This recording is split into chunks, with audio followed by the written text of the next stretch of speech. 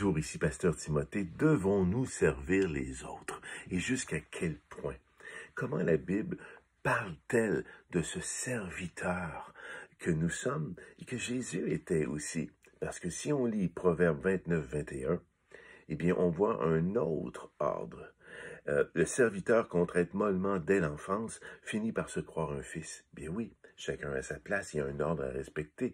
Les enfants des rois ne sont pas ceux qui se servent eux-mêmes, mais on prend des gens pour servir ces individus-là. L'ordre, la hiérarchie, vous comprenez? Le protocole est important. Bien, on voit que la spiritualité de Dieu va dans un autre sens lorsqu'il parle de ce qui est à venir. Il dit dans Ésaïe 42:1, « Voici mon serviteur que je soutiendrai, mon élu en qui mon âme prend plaisir. Il annoncera la justice aux nations. » C'est de Jésus qu'il parle. Et c'est arrivé. Et Jésus s'est présenté comme un serviteur. Lui qui était bien le roi des rois, lui qui était le fils qu'on devait servir, il a servi les autres. Voyez le renversement qui s'opère ici. Jésus lui-même disait dans Matthieu 23, « Ne vous faites pas appeler directeur, car un seul est votre directeur, loin, le Christ.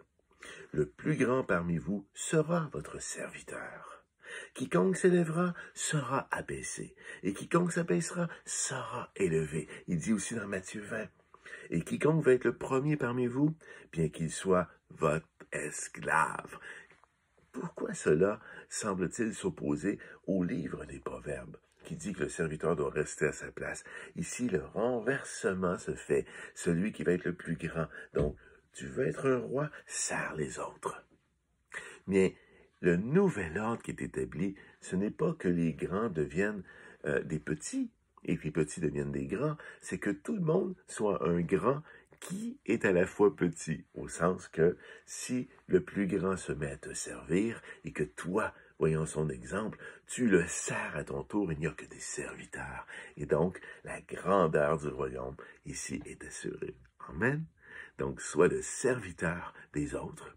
Ne regarde pas comment les servir, mais deviens leur modèle afin que lorsqu'ils te voient servir, ils ne s'imaginent plus, eux, être aussi grands qu'ils ne le pensaient. Amen. Et qu'ils puissent être à leur tour ton propre serviteur à toi.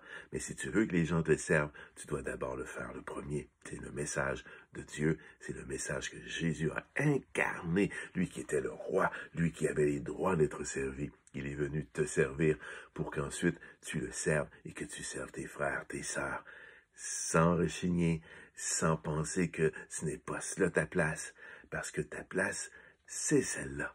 C'est d'être un serviteur. Et c'est aussi celle de tout homme. Mais il faut leur laisser le temps à voir ton témoignage. Ils vont comprendre et ils vont te servir à leur tour. Bonne réflexion.